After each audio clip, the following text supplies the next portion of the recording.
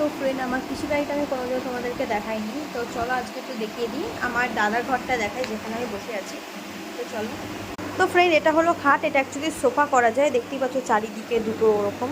তো এটাকে যেখান দিয়ে তুলে এরমভাবে টেনে সোজা করা যায়, মানে আবার সোফা করা যায়। আর সোফার সঙ্গে এই যে একটা সুন্দর টেবিল। আর এটার মনে হয় আগে তোমাদেরকে দেখিয়েছিলাম হয়তো, দার্জিলিং যাওয়ার জন্য। আর এই যে আমার দাদার জন্য পুরো করে দিয়েছে। আর এই যে আমার দাদার প্রাইস অনেক কিছুতে পেয়েছে, যেমন এই যে এটা হচ্ছে ক্রিকেটে, এটা হচ্ছে মনে হয় অ্যাবাকাসে পেয়েছিল মনে হয়, আর এটা ফেয়ারওয়েল পেয়েছিল। আর এটা আমার বাবা আমার মানে দাদার জন্মদিনে গিফট করেছিল অনেক বছর আগে। আর এটা ভুটান থেকে আনা, আমরা যখন ভুটান ঘুরতে গেছিলাম তখন। আর এই যে সব জিনিসপত্র আমার দাদা, এই যে চারিদিকটা এরকম। আর এটা বেসিনের জায়গা খুবই সুন্দর।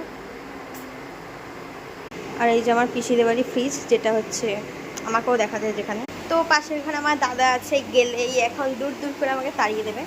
ওর জন্য আমি এখানেই থাকি, কারণ আমার দাদা হচ্ছে, আমার দাদার সঙ্গে আমার বোনের একটু, ওর জন্য আমি ঘরে যাবো না, দাদা দাদার মতো থাক।